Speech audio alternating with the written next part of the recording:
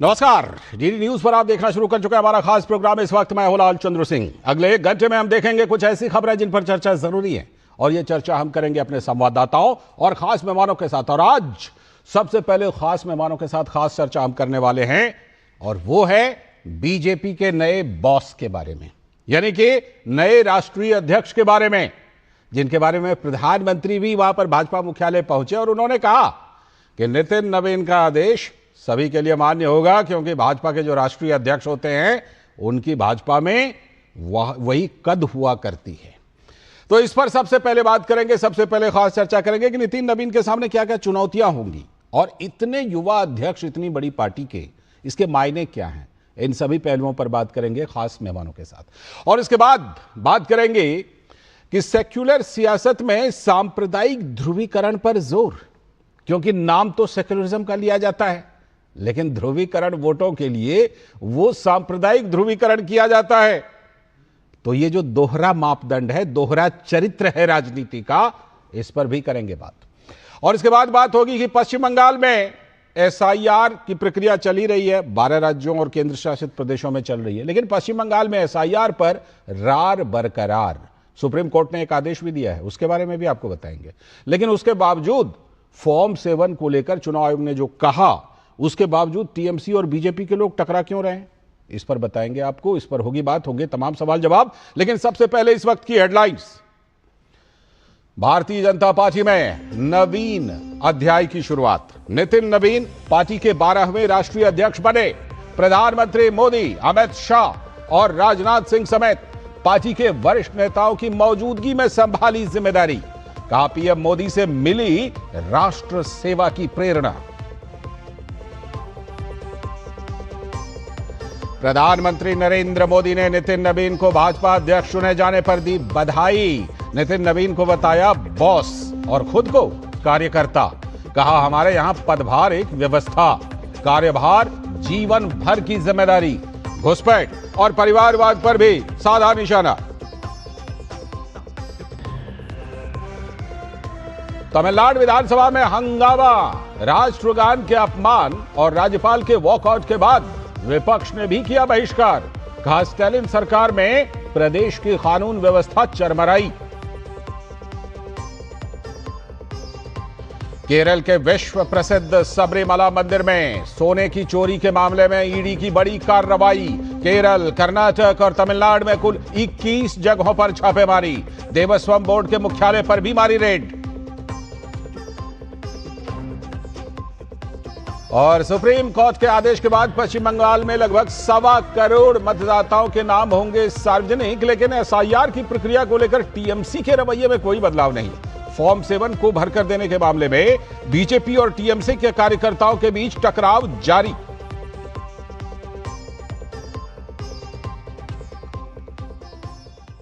तो ये थी इस वक्त की हेडलाइंस। अब देखते हैं खबरों को विस्तार से। और आज सबसे पहले सबसे बड़े मुद्दे पर अपने खास मेहमानों के साथ हम खास चर्चा करने वाले हैं। और आज का सबसे बड़ा मुद्दा क्या है? सबसे बड़ा मुद्दा है कि बीजेपी को नया बॉस मिल गया है, यानी कि नए राष्ट्रीय अध्यक्ष नितिन नवीन।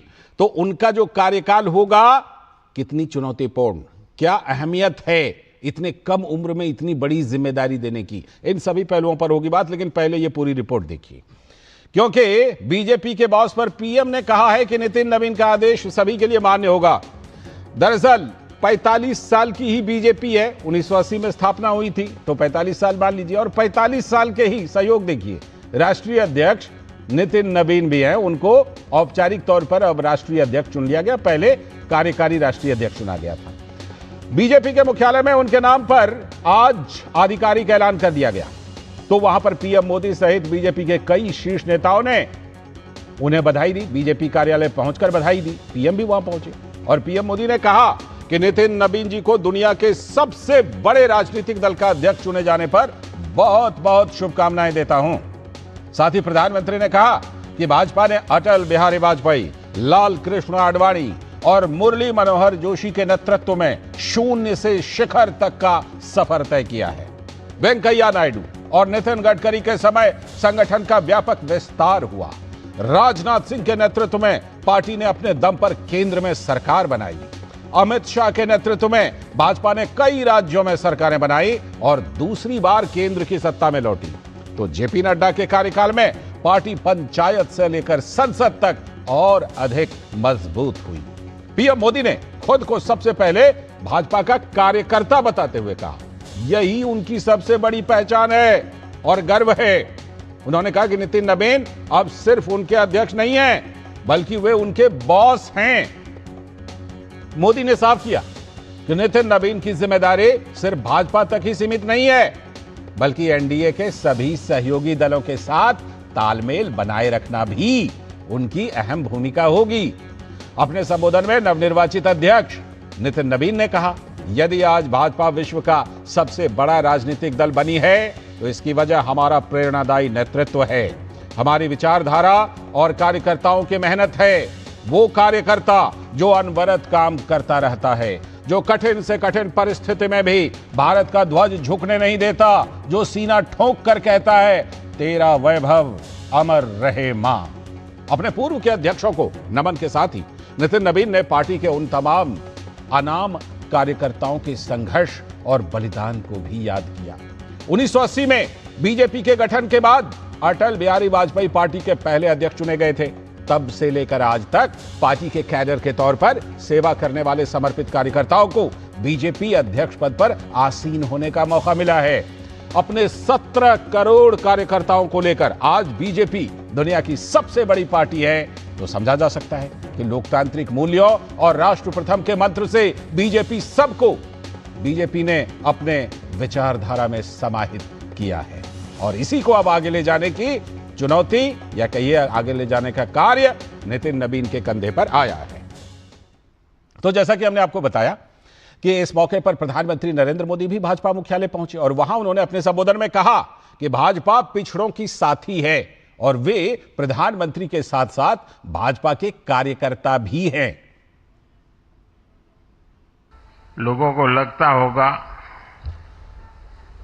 कि नरेंद्र मोदी देश के प्रधानमंत्री है, तीसरी बार प्रधानमंत्री बने, 50 साल की छोटी आयु में मुख्यमंत्री बन गए, 25 साल से लगातार हेड ऑफ द गवर्नमेंट रहे हैं। ये सब अपनी जगह पे हैं, लेकिन इन सबसे भी बड़ी चीज मेरे जीवन में है, मैं भारतीय जनता पार्टी का कार्यकर्ता हूं। ये सबसे बड़ा गर्व है। और जब बात पार्टी के विषयों को आती है, तब माननीय नितिन नबीन जी, मैं कार्यकर्ता हूं, वे मेरे बॉस हैं। भाजपा का मंत्र है पिछड़ों को प्राथमिकता, पिछड़ों को प्राथमिकता। जिनकी किसी ने सूद नहीं ली, हमने उनकी साधना की है। भाजपा ने पार्टी विद अ डिफरेंस के रूप में अपनी यात्रा शुरू की थी। आज बीजेपी पार्टी ऑफ गवर्नेंस भी है। देश ने के आजादी के बाद शासन के अलग अलग मॉडल देखे हैं। कांग्रेस के परिवारवाद का मॉडल, लेफ्ट का मॉडल, क्षेत्रीय दलों का मॉडल, अस्थिर सरकारों का दौर, ये सब मॉडल देख चुका है। लेकिन आज देश स्थिरता, सुशासन और संवेदनशीलता वाला भाजपा का विकास मॉडल देख रहा है। तो वहीं भाजपा के नए राष्ट्रीय अध्यक्ष नितिन नबीन ने प्रधानमंत्री मोदी और पार्टी के शीर्ष नेतृत्व का आभार जताया। आपने मुझ जैसे सामान्य कार्यकर्ता को पार्टी का इस सर्वोच्च पद तक पहुंचाने का अवसर दिया है, मैं इसके लिए आप सभी को प्रणाम करता हूं। माननीय आदरणीय प्रधानमंत्री जी, मैं हृदय से आपका आभार व्यक्त इसलिए करता हूं क्योंकि हम लोग ने हमेशा दूर से ही एक कार्यकर्ता के रूप में किस प्रकार से आप देश सेवा का काम लगातार कर रहे हैं। आपने जो मूल मंत्र दिया, सबका साथ, सबका विकास, सबका विश्वास, सबका प्रयास, आज देश का हर पूरा जनमानस उसके साथ अपने आप को जोड़कर देख रहा है। तो ये आपने देखा कि क्या कुछ भाजपा मुख्यालय में माहौल था, लेकिन विपक्ष को भी कुछ तो कहना है। कांग्रेस के नेता पवन खेड़ा ने कहा कि एक तरफ भाजपा बिना चुनाव कराए अध्यक्ष का चयन कर रही है और दूसरी तरफ साधु संतों पर उधर प्रयागराज में अत्याचार हो रहा है। इनका एक नया अध्यक्ष बिना चुनाव के चुना जा रहा है, बिना किसी ज्ञानेश कुमार के, बिना किसी वोटर लिस्ट के, बिना किसी भी प्रक्रिया के चुना जा रहा है। और आज संतों के आंसू गिर रहे हैं, श्राप लग रहा है। आज जो हो रहा है यह ऐतिहासिक है। इसलिए कल भी हमने इस मुद्दे पर प्रेस वार्ता की और आज भी मजबूर होकर हम इस मुद्दे पर प्रेस वार्ता कर रहे हैं, क्योंकि ये हमसे नहीं देखा जाए। पवन खेड़ा कहीं की बात कहीं से जोड़ करके सवाल उठा रहे हैं, लेकिन हक है, विपक्ष है तो हक है। आज इसी पर चर्चा करेंगे कि जो बीजेपी के नए बॉस बने हैं नितिन नवीन, उनके सामने आगे क्या क्या चुनौतियां हैं और इससे पार्टी ने क्या संदेश दिया है और इसके मायने क्या हैं। इसी पर चर्चा करने के लिए हमारे साथ डॉक्टर कौशल कांत मिश्रा जी, भारतीय जनता पार्टी के प्रवक्ता। बहुत बहुत स्वागत कौशल जी, नमस्ते। पवन पटेल जी, कांग्रेस के नेता, पवन जी बहुत बहुत स्वागत, नमस्ते आपको भी। और विनोद मिश्र, हमारे सलाहकार संपादक, यहीं पर हमारे साथ स्टूडियो में मौजूद हैं, जिनसे मैं शुरुआत कर रहा हूं। विनोद जी, क्या मायने इसके निकलते हैं और खास तौर पर जो प्रधानमंत्री ने वहां पहुंचे, वो खुद पहुंचे वहां पर और पहुंच करके जैसी बातें प्रधानमंत्री ने कही हैं उसके क्या मायने? क्योंकि देखिए, पहले कार्यकारी अध्यक्ष के तौर पर 45 साल के नितिन नवीन का चयन और उसके बाद अब राष्ट्रीय अध्यक्ष पर भी औपचारिक तौर पर वो हो गए, तो इसका क्या संदेश है बीजेपी के लिए? और सहयोग देखिए, 45 साल की बीजेपी, 45 साल के नए अध्यक्ष। लालजी, मैं एक चीज और जोड़ दे रहा हूं, 45 साल की बीजेपी तो 75 साल के जनसंघ की भी ये पार्टी है जी, ये बात ये सही भी 75 साल हुआ है, बीजेपी उसी से निकली हुई पार्टी है। आज का जो प्राइम मिनिस्टर का अपने कार्यकर्ताओं का जो उद्बोधन था, मुझे लगता है कि ये भविष्य की बीजेपी का एक ब्लूप्रिंट है। हमने सुना है लालजी, जो प्राइम मिनिस्टर मोदी ने आज जो भाषण अपने कार्यकर्ताओं के सामने में रखा है और उद्बोधन रखा है, वो एक भविष्य के बीजेपी का अपने सामने में एक जनरेशन शिफ्ट का कि जो बीजेपी है उस बीजेपी के सामने में एक ब्लूप्रिंट और उसकी एक चुनौती को रखा है। कैसी हो बीजेपी और क्या है बीजेपी? मैंने सुना कि अगर प्राइम मिनिस्टर मोदी उस समय में ये कह रहे थे कि हमने भारत सरकार का एक स्कीम है जनमन स्कीम, हम लोगों में से कम ही लोग जानते होंगे कि जनमन स्कीम क्या है जी। और प्राइम मिनिस्टर मोदी कह रहे थे कि जब जनमन स्कीम को भारत सरकार ने उस समय में योजना में लाई थी, वो कोई वोट बैंक के लिए नहीं था, कोई बहुत बड़े ऐसे समूहों के लिए नहीं था जिसमें सरकार को फायदा होता। वो आदिवासी समाज के सबसे पिछड़े वर्ग, बिल्कुल, जिसको हम लोग राष्ट्रपति के दत्तक, मुझे याद है झारखंड से इसकी शुरुआत हुई थी और प्रेसिडेंट महोदया ने ही उसको ये किया था जी। तो आप देखिए कि उनके बीच में पहुंचना, सरकार को पहुंचना, संगठन को पहुंचना, उनकी सुध लेना, इसलिए ये बीजेपी है। अभी जो देश में और जो चीजें चल रही है, जो अभी पवन खेड़ा को आपने सुन रहा था, बिल्कुल बहुत माने सम्मानित प्रवक्ता हैं कांग्रेस पार्टी के जी, वो जिस संत के लेके बात कर रहे थे प्रयागराज को और इस इलेक्शन प्रोसेस को ही ये बता रहे थे, क्या एक सवाल उनसे पूछ सकता है कि ये देश कभी भूलेगा गोरक्षा आंदोलन पे और सैकड़ों साधु संतों के गोली से कैसे उड़ाया गया था? क्या शर्मनाक बातें करते हैं कि प्रयागराज में किसी संत की एक हठ धर्मिता है स्नान करने को लेके, और वहां प्रशासन अगर उनको एक रास्ता, एक वे आउट दे रहा है, तो आप व्यवस्था देना प्रशासन का काम है, तो उसके लिए आप 3 दिन से प्रेस कॉन्फ्रेंस कर रहे हैं। क्या कांग्रेस इस बात से कभी इन चीजों से, इस कलंक से मुक्त होगी? इसी दिल्ली के पार्लियामेंट के सामने में संतों पे कैसे गोली चलाई गई थी, गोरक्षा आंदोलन पे, ऐसे संत लोगों पे आप सोचिए। ये सब बात करना फजूल का लगता है। लोग आप एक व्यवस्था से, एक सिस्टम से अगर आप कमेंट करते हैं पार्टी पे, तो मुझे लगता है कि पत्रकारों को भी अच्छा लगता है कि उसकी आलोचना या उसकी प्रशंसा करना। बिल्कुल। रही बात जो पीएम के ब्लूप्रिंट की बात मैं कह रहा था कि ब्लूप्रिंट देखिए कि आज ही बीजेपी के सामने में 5 बड़े राज्यों के चुनाव हैं। बीजेपी को अपने नए जनरेशन में, जो जनरेशन शिफ्ट की बात आप कह रहा हूं, जेनजी का वो अध्यक्ष 45 साल के आज अध्यक्ष नितिन नवीन है। 17 करोड़ के लोगों का कार्यकर्ताओं की ये दुनिया की सबसे बड़ी पार्टी है जी। तो पार्टी एक परिवार है। ठीक। इस बात को जब नितिन नवीन ने रखा है तो मुझे लगता है कि बीजेपी ने जनरेशन शिफ्ट के लिए एक बहुत शानदार अपना एक नेता चुना है। जी बिल्कुल, शानदार नेता चुना आपको लगता है। लेकिन बीजेपी मुख्यालय में क्या माहौल था, इसको जानने के लिए राजेश राज हमारे साथ जुड़ चुके हैं। राजेश राज, हाँ, हमारे साथ जुड़ गए। राजेश, जरा बताइए, आज औपचारिक तौर पर नितिन नवीन जी की ताजपोशी हो गई, राष्ट्रीय अध्यक्ष के रूप में प्रधानमंत्री खुद पहुंचे, बड़े बड़े नेता पहुंचे भाई, वहां पर संबोधन भी हुआ। क्या कुछ रहा विशेष इस अवसर पर?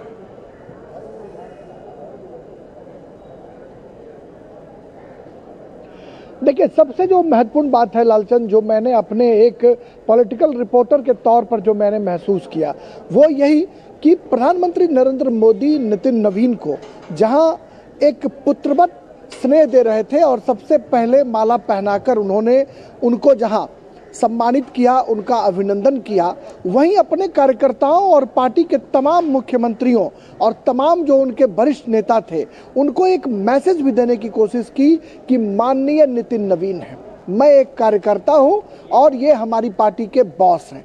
तो निश्चित तौर पर आप समझ सकते हैं कि 45 साल की बीजेपी और 45 साल का उसका युवा राष्ट्रीय अध्यक्ष एक बड़ा संदेश है उन लोगों के लिए जिन लोगों को प्रधानमंत्री पहले ही कह चुके हैं कि हम 1 लाख वैसे नौजवानों को राजनीति में लाना चाहते हैं जो किसी पॉलिटिकल परिवार से नहीं है, यानी सामान्य जो नौजवान हैं उनको प्रधानमंत्री सियासत में लाने के पक्षधर हैं, जो कहीं ना कहीं युवा और छात्र राजनीति को ही ना सिर्फ आगे बढ़ाएंगे बल्कि उन लोगों के लिए एक बड़ा संदेश होगा जो सीताराम केसरी से लेकर मल्लिकार्जुन खड़गे तक के दौर को जिन्होंने देखा है और जिन लोगों ने बुजुर्ग राष्ट्रीय अध्यक्षों की ताजपोशी को देखा है, उनके लिए भी एक करारा जवाब होगा। और प्रधानमंत्री ने यह भी कहा कि क्षेत्रीय पार्टियां जो सिर्फ मुख्यमंत्री और राष्ट्रीय अध्यक्ष अपने परिवार के लोगों को बनाते हैं, उन लोगों के लिए भी एक बड़ा संदेश है नितिन नवीन का। और प्रधानमंत्री जिस तरीके से नितिन नवीन को बार बार माननीय नितिन नवीन जी कहकर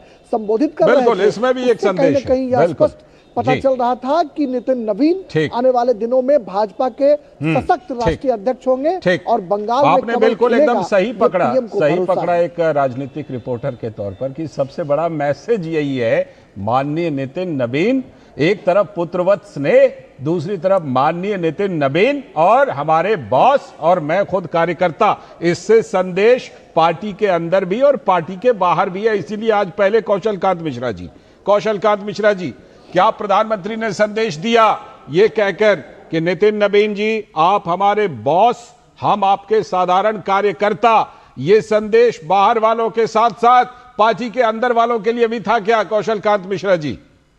लालचंद जी, जब सब दुनिया की सबसे बड़ी डेमोक्रेसी के प्रधानमंत्री अपने आप को एक कार्यकर्ता बताते हुए माननीय नितिन नवीन जी के नेतृत्व को आदर दे रहे हैं, तो ये पूरा मैसेज पूरे देश को है, पूरे पार्टी के सभी कार्यकर्ताओं को है कि जब मैं डिसिप्लिन में माननीय कह के बात कर रहा हूं तो माननीय अध्यक्ष जी तो माननीय रहेंगे।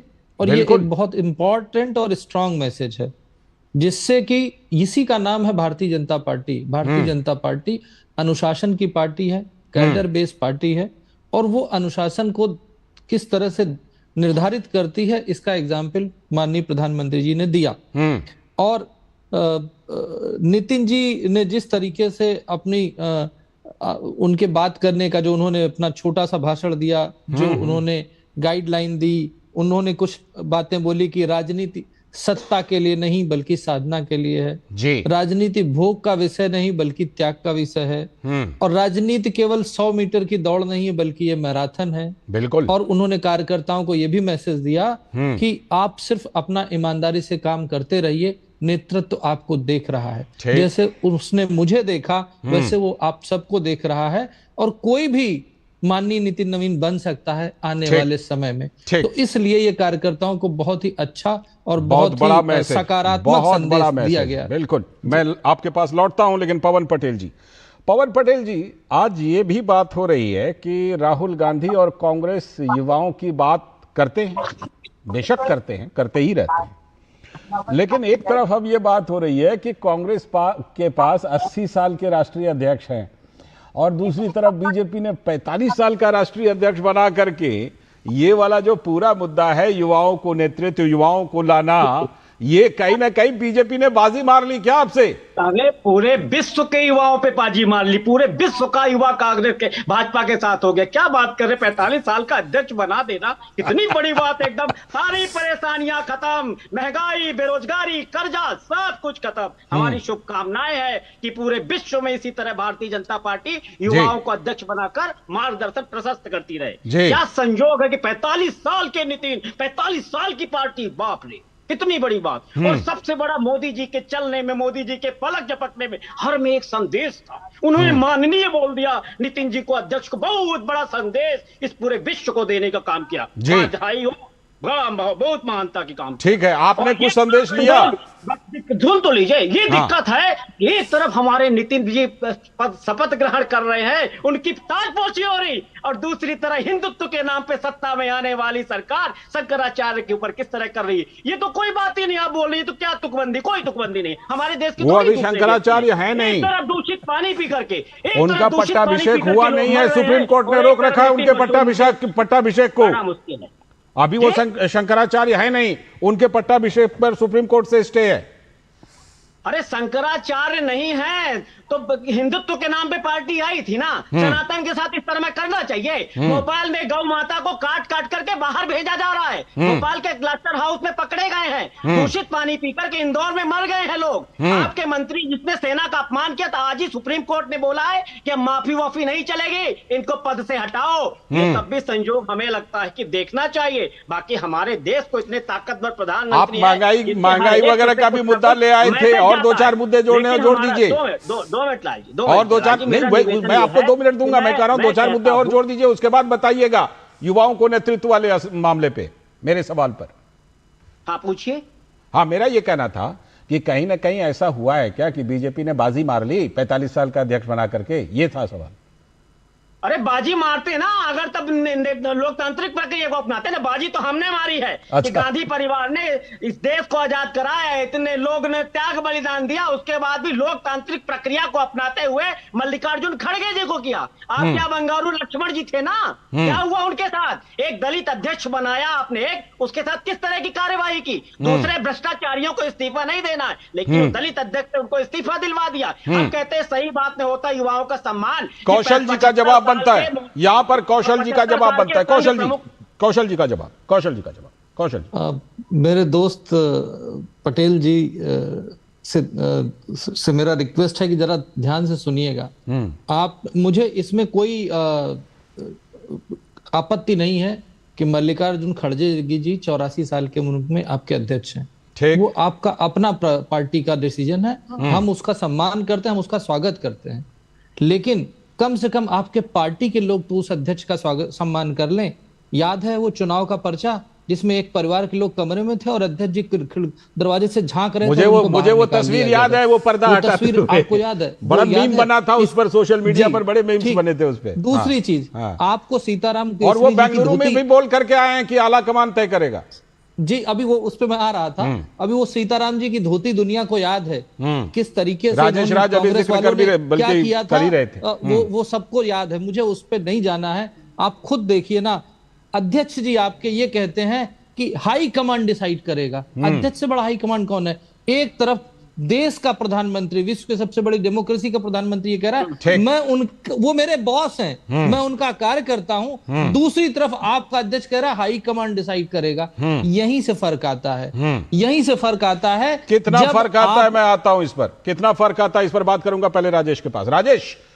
राजेश, जो अभी पवन पटेल जी ने कहा कि देखिए भाई युवा अध्यक्ष तो बना दिया, ठीक है, लेकिन तमाम ऐसे मुद्दे हैं, उससे बीजेपी कैसे निपटेगी? तो अब मैं इसी पहलू पर आने वाला हूं कि नितिन नवीन जी के पास अभी जो बिल्कुल सामने में चुनौतियां हैं वो कौन कौन सी बड़ी बड़ी चुनौतियां हैं? सब जानते हैं पश्चिम बंगाल कितनी बड़ी चुनौती है, सब जानते हैं तमिलनाडु केरल कितनी बड़ी चुनौती है। पार्टी के अंदर भी कोई चुनौती है क्या नितिन नवीन जी के लिए दुरुस्त करने, स्ट्रक्चर को खड़ा करने की?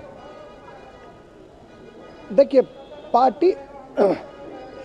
पार्टी के अंदर जो भी चुनौतियां हैं, मुझे लगता है कि पार्टी में इतने लेयर पर संगठन में काम चलते हैं, 24 घंटे इसमें काम होते हैं। लगता है कि नितिन नवीन अपनी उन चुनौतियों से पार पा लेंगे, क्योंकि हमने देखा कि मार्गदर्शक मंडल हो या फिर पार्टी की जो बॉडी बनेगी उसमें तमाम लोगों के सहयोग और संपर्क और प्रधानमंत्री नरेंद्र मोदी के मार्गदर्शन में सब कुछ तैयार होगा। तो कहीं ना कहीं जो युवाओं को प्रतिनिधित्व देने की बात है उसका समायोजन और जो अनुभवी चेहरे हैं उनका सामंजस्य देखने को मिलेगा। और चूंकि नितिन नवीन का व्यक्तित्व बहुत ही सॉफ्ट है, बहुत ही मिलनसार व्यक्तित्व के धनी है, और मैंने कार्यकारी अध्यक्ष के तौर पर हमने देखा कि वो किस तरीके से बीजेपी बीट रिपोर्टर्स को बुला करके मिल रहे थे। दिन भर जो पार्टी के कार्यकर्ता हैं, देश भर के नेता कार्यकर्ता, उनसे मिलते रहे हैं। और एक बड़ा संदेश देखिए लालचंद जी की अभी भी विनोद तावड़े जो पार्टी के महासचिव हैं, उन्होंने कार्यक्रम खत्म होने के बाद कहा कि लोग पहले भोजन के लिए जाएं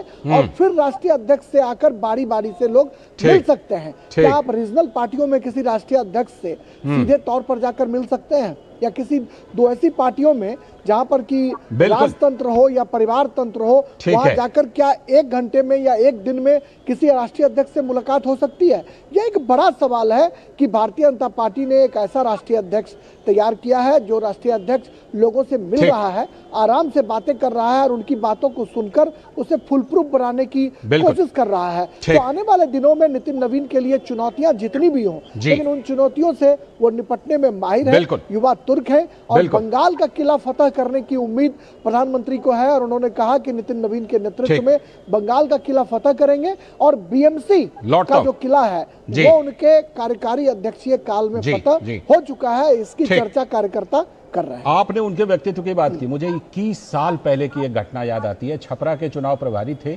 और पहली बार मैं नितिन नवीन से मिला था। उस समय पहली बार के शायद विधायक थे, बात 2005 की है, और मुझे किसी ने मिलवाया कि ये छपरा के चुनाव प्रभारी हैं बीजेपी के, इनसे मिलिए। मैंने उस समय भी व्यक्तित्व में वही बात देखी थी जो आज आप उल्लेख कर रहे हैं। खैर विनोद जी, एक संदेश प्रधानमंत्री का ये भी कि नितिन नवीन जी के सामने सिर्फ बीजेपी के अध्यक्ष तो हैं ही, बीजेपी को तो लेकर चलना ही है, लेकिन एनडीए को लेकर चलना है, इसका भी बहुत बड़ा संदेश। सबसे पहले तो पवन जी, राजनीति में मुझे ऐसी कांग्रेस पार्टी से एरोगेंसी की उम्मीद थी जो आप दिखा रहे थे। तो उम्मीद पर खरे उतरे ना? आप बिल्कुल खरे पे उतरे हैं। ठीक है। एरोगेंसी जो है वही बात जब आप देखते हैं बीजेपी में तो आपको सीख लेनी चाहिए। कांग्रेस पार्टी देखिए, आप सुनिए, बस ये पूरी कम से कम सुनने का धैर्य रखिए। आ रहा हूं। कोई भी राजनीतिक पार्टी को जब तक एक दूसरे पार्टी के साथ में ये बीजेपी अचानक नहीं शून्य से शिखर की पार्टी बन गई है, सफर तय किया, कोई जादू नहीं है। ये शून्य से शिखर तक बीजेपी की पहुंची है, उसमें वो प्रतिबद्धता है जी, उसमें वो अनुशासन है, उसमें वो समर्पण है और उसमें वो विचारधारा है। और वो विचारधारा जब राष्ट्र का होता है, राष्ट्रीय प्रेम का, राष्ट्रीय स्वभाव का, तो आपको एक बीजेपी जैसी पार्टी बनती है। आप जो पार्टी के लिए एक शंकराचार्य का मुद्दा उठा रहे थे, पार्टी के आज बीजेपी ने अध्यक्ष का चुनाव हुआ है, इस पे बात करने के बदले में आप प्रयागराज के माघ मेले की बात कर रहे हैं, तो समझ में आती है कि आपके पास में कोई मुद्दे नहीं, आप लोग पार्टी सीखने के लिए भी तैयार नहीं है। इतना इंपॉर्टेंट चीज है, आज आप इस चीज को सामने में रख सकते थे कि हु इज द बॉस इन कांग्रेस। ये बात आज कर्नाटक में 3 महीने से उलझा हुआ है, कौन बॉस है भाई? खींचतान चल रही। आपके पार्टी में कोई निर्णय नहीं कर पा रहा है कि भाई सीएम डिप्टी सीएम बनेगा या डिप्टी सीएम ही रह जाएगा। ये लोगों को पता है, पता इसलिए मैं कह रहा हूं कि जो बीजेपी ने आज नितिन नवीन के एक अध्यक्ष के रूप में बीजेपी के 17 करोड़ कार्यकर्ता के अध्यक्ष में है, ये भविष्य की बीजेपी के आपके सामने में रखा है। बिल्कुल, बीजेपी ने अपना, आज प्राइम मिनिस्टर ने जो ब्लूप्रिंट दिया है भविष्य के बीजेपी का, वो भी आपके सामने में है। बिल्कुल, कि बीजेपी किस तरह से आगे बढ़ेगी और किस तरह जेन शिफ्ट जो है उसको किस तरह से इस धारा में जोड़ेगी। फिर भी आप अभी वहां पे माघ मेले में टिके हुए हैं। बिल्कुल बिल्कुल। अभी हाल में प्रधानमंत्री ने बोला भी था कि जेनजी का असली समर्थन तो बीजेपी को मिल रहा है।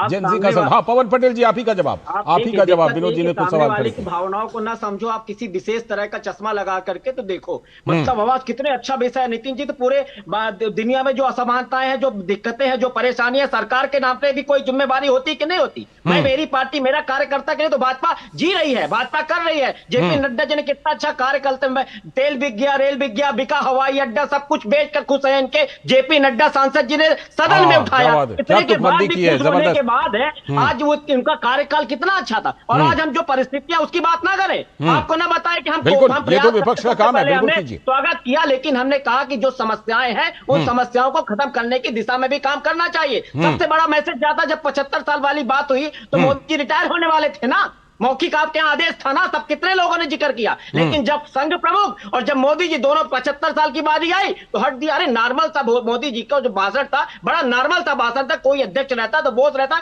आप लोग उस भाषण में पता नहीं कितना मतलब पूरे विश्व की शांति का रास्ता तो उनके 75-76 से आपको क्या मिल जाएगा पवन जी? पवन जी, वो पीएम 75 के हो या 76 के हो, आपको क्या मिल रहा है?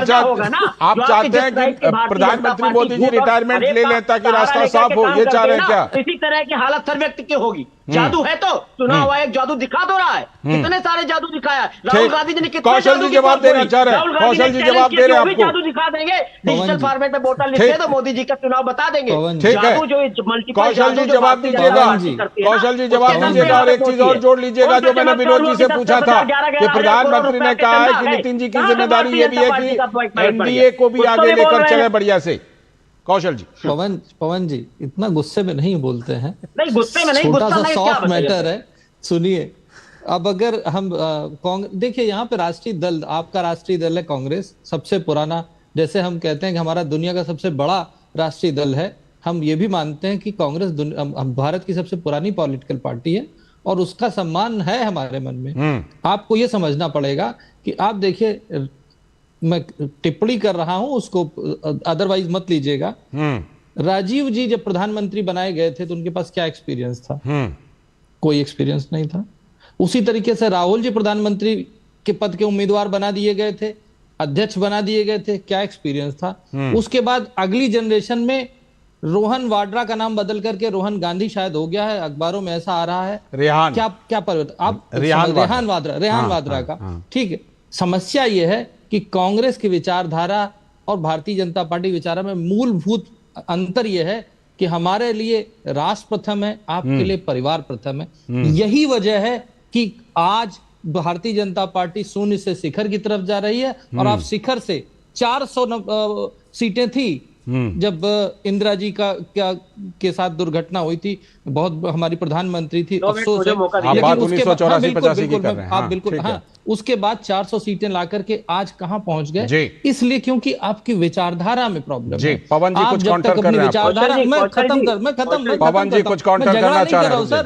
मैं खत्म कर रहा हूं। एक तरफ नितिन जी का देखिए, आरएसएस का परिवार, 5 बार विधायक, छत्तीसगढ़ 2024 के विधायक, लोकसभा छत्तीसगढ़ के विधायक, हमारे युवा मोर्चा के राष्ट्रीय संगठन मंत्री, हमारे युवा मोर्चा के प्रदेश अध्यक्ष, इन सारी परिपाटियों के बाद अब वो अध्यक्ष का चुनाव। तो आपको ये समझना पड़ेगा। और हमारे यहाँ एक भी अध्यक्ष ऐसा नहीं है जो एक परिवार से आया। पवन जी का काउंटर। पवन जी परिवारवाद के खिलाफ भी संदेश दिया है नितिन नवीन को अध्यक्ष बना के। नितिन जी के भी पिताजी विधायक थे कई बार। हाँ, ये बात सही है। सुन तो लीजिए, उसके पहले किसी पद पे नहीं थे जितना मैंने पढ़ा है। और दूसरा मेरा निवेदन आपसे ये है कि जो आप हमारी बात कर रहे हैं, सही बात है, बहुत अच्छा आपने बताया, प्रयास किया, लेकिन हमारी भावनाओं को भी समझने का प्रयास करिए। आपने कितनी बड़ी बोले कि हमारी पार्टी शून्य से शिखर की ओर जा रही है और देश हमारा कहाँ जा रहा है? देश को सिर्फ शून्य से शिखर की ओर जाना चाहिए, देश को ले जाना चाहिए। देश 11वें नंबर से चौथे नंबर पर आ गया है जी। आपने क्या देश के डायनामिक प्रधानमंत्री देश 11वें नंबर से चौथे नंबर पर आ गया। कर्जा कितना हो गया? अब ये देखिए, वाली बात आपकी बात जब हमने कर्जा अमेरिका के ऊपर सबसे ज्यादा है, क्या करे अमेरिका? आप बस ये चाहते हो कि अमेरिका के ऊपर सबसे ज्यादा कर्जा है, तो ये नहीं हो पाएगा। अगर राहुल गांधी बड़ी होती है तो कर्ज ज्यादा होता है। भारत जोड़ो यात्रा कर ली, आप नितिन, शुक्रिया, अध्यक्ष बात कर रहे हैं कि बड़े सौम्य है, सब कुछ है, तो ऐसे तो राहुल गांधी जी भी पूरी यात्रा कर ली। आपका भारतीय जनता पार्टी का कार्यकर्ता ना पूछा, लेकिन राहुल गांधी इंदौर में दूषित पानी पीने से मर गए। अब हम इसकी बात ना करें कि दूषित पानी पीने से मर गए। पवन जी, राहुल गांधी जी चिर युवा हैं और भगवान करे वो युवा बने रहे। आपको कोई शक है उनके युवा होने में क्या? उनकी बात जैसे सुन रहा है सुनता रहे। चलिए शुक्रिया, लेकिन इतनी बात बिल्कुल सही है। ये बात तो फैक्चुअल है कि उम्र के आधार पर अगर देखा जाए तो बीजेपी के नए अध्यक्ष सबसे युवा हैं, क्योंकि उनकी उम्र सबसे कम है। फिलहाल इस चर्चा में आप सभी का बहुत बहुत शुक्रिया। अभी वक्त है एक ब्रेक का, और ब्रेक के बाद बात करेंगे कि हमारे देश में जो सेक्युलर की बातें होती हैं वो सिर्फ क्या बातें होती हैं, और जब राजनीति करने की बारी आती है तो उसे कम्युनल बना करके राजनीति की जाती है। इस पर बात करेंगे क्योंकि केरल से जुड़ा मामला है, एक छोटे से ब्रेक के बाद।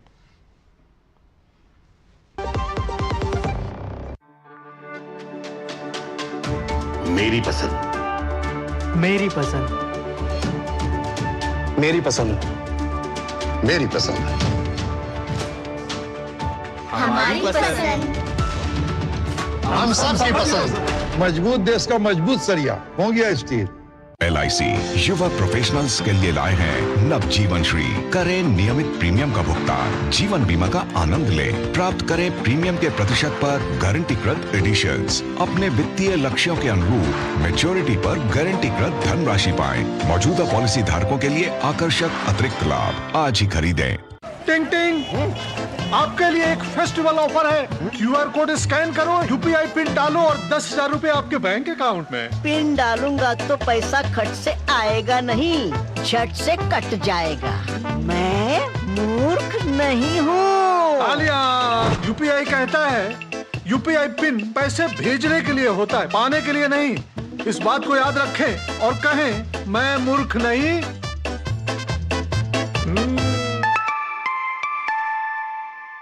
जाइए आप भी किसी का टेस्ट लीजिए। स्वागत ब्रेक के बाद। आप देख रहे हैं डेली न्यूज पर इस वक्त, और जैसा ब्रेक पर जाने से पहले बताया था कि अब हम बात करेंगे कि केरल हो या जम्मू कश्मीर, क्या पूरे देश में बात होती है सेकुलरिज्म की, और राजनीति में कम्युनल का पूरा इस्तेमाल होता है, कम्युनल पोलराइजेशन का। सेकुलर सियासत में सांप्रदायिक ध्रुवीकरण पर जोर। पहले पूरी रिपोर्ट देखिए। केरल के लोकल बॉडी चुनाव में, जो स्थानीय चुनाव हुए, उसमें कांग्रेस और इंडियन मुस्लिम लीग यानी IUML की बड़ी कामयाबी ने वामपंथी सरकार के सेक्युलर नजरिए को बदल दिया है। मुस्लिम लीग जहां कांग्रेस में अधिक से अधिक सीट लेने का अब दबाव बना रही है, तो वहीं CPM अब सीधे सीधे कांग्रेस पर कम्युनल पॉलिटिक्स को बढ़ावा देने का आरोप लगा रही है। CPM के वरिष्ठ नेता और विजयन सरकार के मंत्री साजी चेरियन ने आरोप लगाया है कि कोई लोकल बॉडी इलेक्शन परिणाम की जरा सूची तो देखे, एक ही कम्युनिटी के सारे नाम क्यों हैं? क्या कांग्रेस पार्टी की यही सेक्युलरिज्म है? यह CPM ने आरोप लगाया। CPM के आरोप पर तो कांग्रेस ने भी तीखी प्रतिक्रिया दी। कांग्रेस का आरोप है कि मुस्लिम लीग जब CPM के साथ होती है तो सेक्युलर हो जाती है, लेकिन कांग्रेस के साथ हो जाती है तो कम्युनल।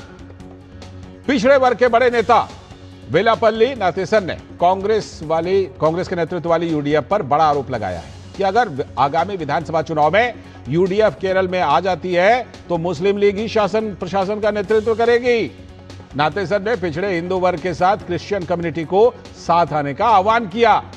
सवाल यह है कि इजरायल और हमास के बीच संघर्ष के दौरान केरल में CPM और कांग्रेस की ओर से हर दिन प्रोटेस्ट निकाले जाते थे कि कौन बड़ा प्रोटेस्ट कर सकता है, लेकिन जब बांग्लादेश में हिंदुओं का नरसंहार हो रहा है तो इन दलों में खामोशी क्यों है? इसका जवाब नेशनल कॉन्फ्रेंस के अध्यक्ष डॉक्टर फारूक अब्दुल्ला के बयानों में समझा जा सकता है। विस्थापित कश्मीरी पंडित 19 जनवरी को होलोकॉस्ट डे के रूप में मनाते हैं ताकि 1990 में पाकिस्तान समर्थित आतंकवादियों द्वारा उत्पीड़न और हत्या के कारण उनकी घाटी से पलायन की याद को सम्मानित किया जा सके। तो इस अवसर पर बोलते हुए फारूक अब्दुल्ला ने कहा कि कश्मीरी पंडित दोबारा अपने वतन अपने गांव लौटे तो हमारी सरकार उनका स्वागत करेगी, लेकिन उन्होंने ये भी कहा कि कश्मीरी पंडित कभी स्थायी रूप से नहीं लौटेंगे, वे विजिटर्स की तरह ही कश्मीर आएंगे। अब सवाल यह है कि लाखों कश्मीरी पंडितों को अपने घर से पलायन करना ही क्यों पड़ा था? सैकड़ों ने अपने रिश्तेदारों को खोया, अपने लोगों को खोया, लेकिन 40 साल बीत जाने के बावजूद अगर वो घर नहीं लौट पा रहे हैं तो ये सेक्युलर सियासत को हमारे देश में बहुत बड़ा आईना दिखाती है। तो फारूक अब्दुल्ला ने आखिर कहा क्या? दरअसल नेशनल कॉन्फ्रेंस के नेता फारूक अब्दुल्ला का कहना है कि अब कश्मीरी पंडित तो केवल विजिटर के तौर पर ही कश्मीर आ सकते हैं, बसने के लिए तो नहीं। सुनिए जरा। जनाब, मेरे वक्त में मैंने इनसे कहा था घर भी बना के देंगे, घर के सामान भी बना के दे देंगे। उसके बाद हुकूमत चली गई। अब दिल्ली की हुकूमत को देखना है, पहले तो इन लोगों को देखना है, क्योंकि आप हर जगह बस गए हैं, बुजुर्ग हो गए हैं, वहां इनके इलाज चलते हैं, बच्चे कॉलेजेस और स्कूल्स व यूनिवर्सिटीज में हैं। वो तो एक विजिटर आएंगे, मुझे नहीं लगता वो वहां रहने के लिए आएंगे। विजिटर आएंगे, लेकिन विजिटर ही क्यों आएंगे? कौन अपने जन्म स्थान को, अपनी संपत्ति को छोड़ना चाहता है? फारूक साहब, आप जिस दिन भरोसा पैदा कर देंगे कि आप अपने जन्म स्थान पर आइए, लोग जरूर आएंगे। वो भरोसा तो पैदा कीजिए। बहरहाल, ये केरल से लेकर जम्मू कश्मीर और पूरे देश में सेक्युलरिज्म का हवाला दिया जाता है, लेकिन राजनीति कैसी होती है इसका नमूना जरा केरल से देखिए। विन्या हमारी संवाददाता जुड़ गई हैं इस पर, और हमारे सलाहकार संपादक विनोद मिश्र जी भी जुड़े हुए हैं। पहले विन्या के पास चलता हूं। विन्या, ये कौन सी लिस्ट का हवाला दे रही है सीपीएम, जिसमें वो कह रही है कि जरा लिस्ट तो देखिए, पता चल जाएगा कि कौन से एक ही कम्युनिटी के नाम हैं और कितने कम्युनल लोग हैं और कितने सेक्युलर लोग हैं। आखिर ये जो वाद प्रतिवाद चल रहा है कांग्रेस और सीपीएम में, ये पूरा मामला क्या है विन्या? ये आजकल सेक्युलरिज्म को एक बहुत बड़ा तमाशा करके बना दिया यह के कांग्रेस और कम्युनिस्ट लोगों ने। ये कांग्रेस और कम्युनिस्ट लोगों का एक ही बात है, अगर आप लोग हमारे साथ है तो आप सेक्युलर है, आप हमारे सहयोगी नहीं है तो विपक्ष में है तो आप सेक्युलर नहीं है और आप कम्युनल है। तो वही बात चल रहा है। तो यहाँ पे मामला आया है कि मुस्लिम लीग और जमात इस्लामी को उठा के, तो मुस्लिम लीग सालों से कांग्रेस के साथ है, और जो मलाबार इलाका होता है केरल का, वहां पे मुस्लिम लीग बहुत ही ताकत में है। वहां सीपीएम को बिल्कुल सीट नहीं मिल रहे और उनको वहां पे कार्यकर्ता भी नहीं मिल रहा है। दोनों को भी, कांग्रेस को भी सही वही हाल है। तो यही बात बोला सीपीएम ने। तो लोकल बॉडी इलेक्शन में जितना सीट मिला है कांग्रेस और मुस्लिम लीग मिला के जो दल है यूडीएफ, तो सीपीएम ने बहुत कोशिश किया कि मुस्लिम लीग को छीन के अपनी राजनीतिक दल में लाने के लिए, मगर लीग नहीं आया।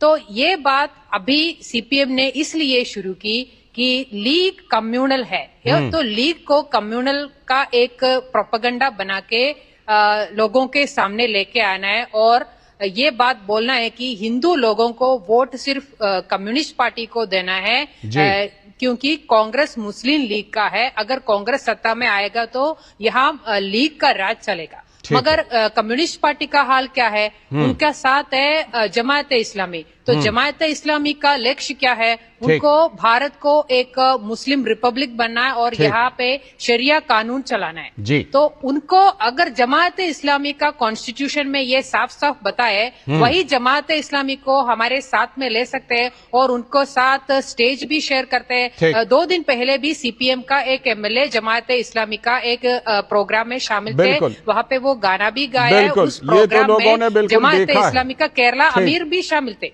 ठीक, ये तो लोगों ने देखा है विन्या। तो इजराइल और हमास को, बीजेपी यही बात बोल रहे, बीजेपी ने बोल रहे ये इजराइल और हमास को लेकर जब प्रोटेस्ट करने की बारी आती है ना, तो दोनों में होड़ लग जाती है, और बांग्लादेश के हिंदुओं को लेकर के दोनों एकदम बिल्कुल चुप रहते हैं। खैर विनोद जी, केरल से लेकर जम्मू कश्मीर तक जरा ये बताइए कि हमारे देश में ये कौन सा दोहरापन चलता है कि बात तो सेक्युलरिज्म की करो, लेकिन सारी पॉलिटिक्स एकदम कम्युनल लाइन पर होती है। ये अपने आप में दोहरा चरित्र ऐसे सेक्युलर तथा कथित सेक्युलर नेताओं का दक्षिण से लेकर उत्तर तक ये साफ तौर पर दिखाई पड़ता है। लाल जी, मैं आपको विनया का जो इनपुट है उसको मैं थोड़ा सा एक्सप्लेन कर देता हूं। अभी महाराष्ट्र में लोकल बॉडी के चुनाव हुए हैं, और उस चुनाव में लोकल बॉडी में इस्लाम पार्टी के नाम से एक पार्टी खड़ी हुई थी। मालेगांव में वो मेयर भी बनने वाला उसका। और 35 कैंडिडेट जो है वो मालेगांव में इस्लाम पार्टी के जीते हैं। 20 या 22 उसमें एआईएम के ओबीसी साहब की पार्टी जीती। 21। तो आप सोचिए कि ये मालेगांव एक मुस्लिम मेजोरिटी का पूरा इलाका हो गया, तो उसमें इस्लाम पार्टी बन जाती है, उसमें ऑल इंडिया मुस्लिम ये एमआईएम का जो ओवैसी साहब है उनकी पकड़ हो जाती है। क्या उसमें कोई हिंदू माइनॉरिटी में जो लोग हैं उन्होंने चुनाव जीता? एक भी नहीं जीता। यही सवाल सीपीएम आज जो लिस्ट की बात आप कह रहे थे कि उस लिस्ट में लोकल बॉडी के इलेक्शन के इस लिस्ट में जो बता रहे थे मुस्लिम लीग के सारे कैंडिडेट जो खड़े हुए थे कांग्रेस के सपोर्ट से वो जीत के आए जी। तो वो ये बता रहे हैं कि केरल में अगर मुस्लिम लीग के वो सारे जीत के आएंगे तो फिर वो ये बताओ कि तुम वो सेकुलर कैसे हो जी। यही बात जो नटेशन की बात आप कह रहे थे कि वो भी ओबीसी के ग्रुप के वहां के बड़े नेता है, तो वो ये बात दिखा रहे थे इसी रिजल्ट के बाद जब मुस्लिम लीग ने ये शुरू किया था वहां कैंपेन कि कांग्रेस पार्टी के साथ में कि यूडीएफ में उसको ज्यादा सीटें चाहिए क्योंकि उसके ज्यादा कैंडिडेट जीत रहे हैं जी। तो ये सवाल वो लोग भी कर रहे हैं कि भाई इसका मतलब कांग्रेस पार्टी और यूडीएफ की मुस्लिम लीग की अगर सरकार बनती है विधानसभा की तो शासन प्रशासन में सबसे बड़ी भूमिका मुस्लिम लीग की होगी। बेशक अगर मुस्लिम लीग की भूमिका होगी तो फिर कौन सा सेकुलर?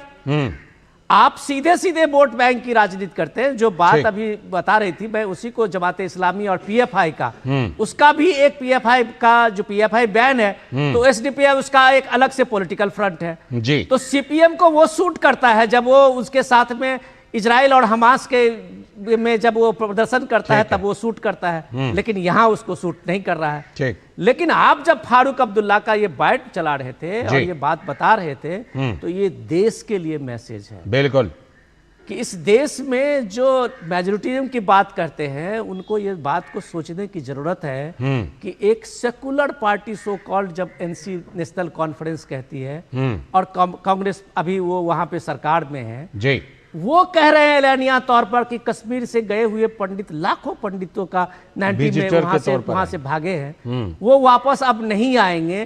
तो ये शर्म उन सेकुलर पार्टियों को करनी चाहिए जी कि अगर आपकी वहां अगर मेजोरिटी है तो क्या वहां पंडितों की वापसी की कोई एम्बियंस नहीं बन पा रही है, कोई इन्वायरमेंट नहीं आप बना पा रहे हैं और राजनीति आप करते हैं सेकुलरिज्म की। यही बात केरल की चुनौती है जो इस इलेक्शन में शायद ये दोनों पार्टियां सीपीएम और कांग्रेस दोनों बेपर्दा होने वाली है। बिल्कुल, ये दोनों बेपर्दा होने वाली है। और साथ में बिनिया एक वहां पर ओबीसी नेता ने भी कहा है कि ये इन सब के चक्कर में ओबीसी और जो पिछले तबके के समाज हैं उनके अधिकारों की तो कोई बात ही नहीं कर रहा। जल्दी से एक लाइन में बताइएगा। तो ओबीसी नेता वेल्लापल्ली नरेशन का बात का ये बेस ये है कि क्योंकि मुस्लिम भी यहाँ पे ओबीसी उनका वो भी ओबीसी में है, तो जब जो ओबीसी को आरक्षण मिल रहा है उसका शेयर मुस्लिम भी लेके जा रहा है।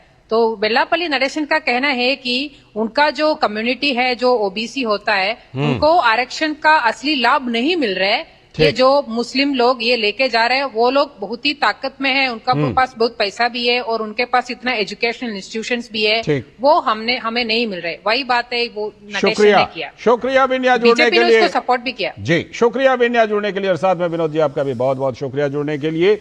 और अब हम बात करेंगे पश्चिम बंगाल की, लेकिन पहले ब्रेक लेते हैं, उसके बाद पश्चिम बंगाल की बात करेंगे।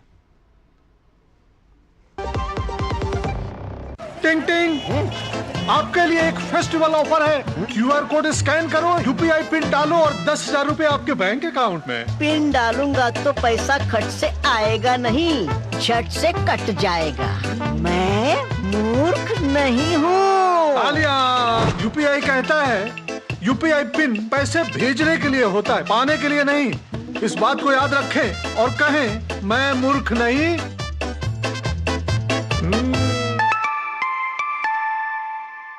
जाइए आप भी किसी का टेस्ट लीजिए। जब धरती चीर कर निकलता है लोहे का पत्थर और मिलता है मोंगिया के जोश से, फिर तपता है, पिघलता है और बनता है फौलाद। अब होता है सरिया सारी खूबियों के साथ। मोंगिया स्टील, मजबूत देश का मजबूत सरिया। स्वागत है ब्रेक के बाद। आप देख रहे हैं डीडी न्यूज पर। इस वक्त अब हम बात करेंगे कि पश्चिम बंगाल में जो एसआईआर की प्रक्रिया चल रही है उस पर रार बरकरार है, टकराहट बरकरार है। दरअसल सुप्रीम कोर्ट के आदेश के बाद पश्चिम बंगाल में लगभग 1.25 करोड़ मतदाताओं के नाम सार्वजनिक होने वाले हैं। यह आदेश है। इन मतदाताओं को तार्किक विसंगतियों की श्रेणी में रखा गया था, लेकिन सुप्रीम कोर्ट के आदेश से लाखों मतदाताओं को वोटर लिस्ट में दोबारा नाम दर्ज करवाने में मदद मिलेगी। कोर्ट ने दरअसल 10वीं पास के सर्टिफिकेट को भी अब एसआईआर में मान्यता देने का आदेश दे दिया है। तो सुप्रीम कोर्ट के इस आदेश से पश्चिम बंगाल की सत्ताधारी पार्टी टीएमसी जबरदस्त उत्साहित है, लेकिन एसआईआर प्रक्रिया को लेकर टीएमसी के रवैये में कोई बदलाव नहीं आया। फॉर्म 7 को भरकर देने के मामले में बीजेपी और टीएमसी के कार्यकर्ताओं के बीच जगह जगह पर टकराव हो रही है। टीएमसी के कार्यकर्ता कई जगहों पर बीजेपी कार्यकर्ताओं को रोक रहे हैं, गाड़ियों में तोड़फोड़ कर रहे हैं और फॉर्म 7 को जलाने का भी आरोप लग रहा है टीएमसी कार्यकर्ताओं पर। दरअसल ये होता क्या है, फर्जी मतदाताओं के नाम वोटर लिस्ट से हटाने के लिए प्रयोग होता है फॉर्म 7, और चुनाव आयोग तो फॉर्म 7 पर प्रावधानों को लेकर स्थिति साफ कर चुका है। कोई भी व्यक्ति फॉर्म 7 को जमा करवा सकता है, भले एक व्यवस्था दी है कि 5 से अधिक अगर फॉर्म 7 जमा करवाए तो प्रारंभिक जांच होगी।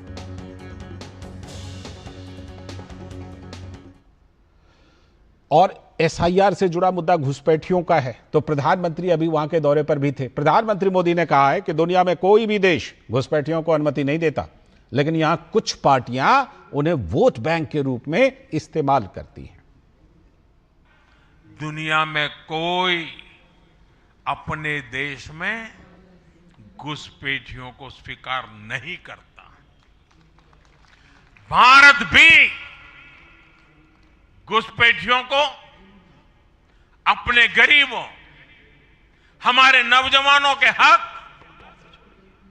कभी भी लूटने नहीं दे सकता। घुसपैठिए देश की सुरक्षा के लिए बहुत बड़ा खतरा है।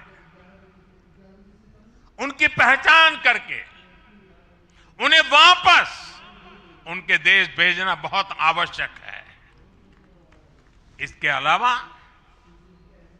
ऐसे राजनीतिक दल जो वोट बैंक की राजनीति में घुसपैठियों को बचा रहे हैं या उन्हें कवर दे रहे हैं, उन्हें हमें पूरी शक्ति से जनता के सामने बेनकाब करना ही होगा, उनको एक्सपोज करना ही होगा। प्रधानमंत्री ने यह बात भाजपा मुख्यालय में कही है। 2 दिन पहले पश्चिम बंगाल में थे प्रधानमंत्री, और टीएमसी लगातार एसआईआर पर सवाल उठा रही है। सुनिए टीएमसी की बात। उच्चतम न्यायालय ये लॉजिकल डिस्क्रिपेंसी का जो कॉन्सेप्ट है इसको रिजेक्ट कर दिया है, और उच्चतम न्यायालय ये चाहते हैं कि जो एसआईआर प्रक्रिया है इसको पारदर्शिता से निष्पक्ष होकर के चुनाव आयोग को करना चाहिए। अब तक जैसा लग रहा है ये स्पेशल इंटेंसिव रिवीजन नहीं है, ये सॉफ्टवेयर इंटेंसिव रिगिंग है। टीएमसी कुछ भी कहे, सुप्रीम कोर्ट ने कोई रोक नहीं लगाई है, समय दिया है और एक प्रावधान को जोड़ा। बहरहाल सौरभ दत्ता सीधे हमारे साथ, हमारे संवाददाता जुड़ रहे हैं।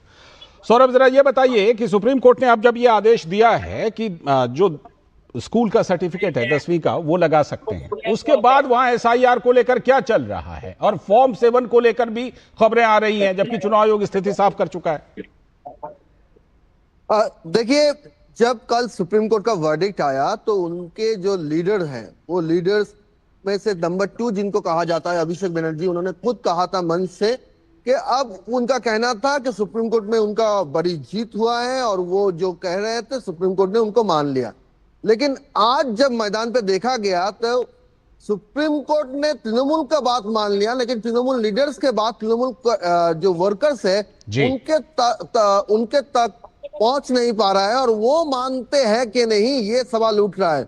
आज बासंती में जो हुआ, बासंती के सोनाखाली करम तीर्थ में जिस तरह से फरक्का और उत्तर दिनाजपुर की तरह वहां पे भी तोड़फोड़ किए गए, और उसके बाद एक छवि देखा गया लाल जी कि वहां पे तृणमूल के जो पूर्व कर्माध्यक्ष हैं, जो पंचायत के जो नेता हैं, वो माइक तोड़फोड़ के बाद माइक लेके आके बोल रहे हैं सब शांत रहिए, हियरिंग फिर से चालू करते हैं। कहीं ना कहीं उनको पता है कि अगर सुप्रीम कोर्ट में ये मामला है, ये अभी खत्म नहीं हुआ, अगर इसके बाद भी आप तोड़फोड़ करते हैं तो वो उनके खिलाफ जा सकते हैं।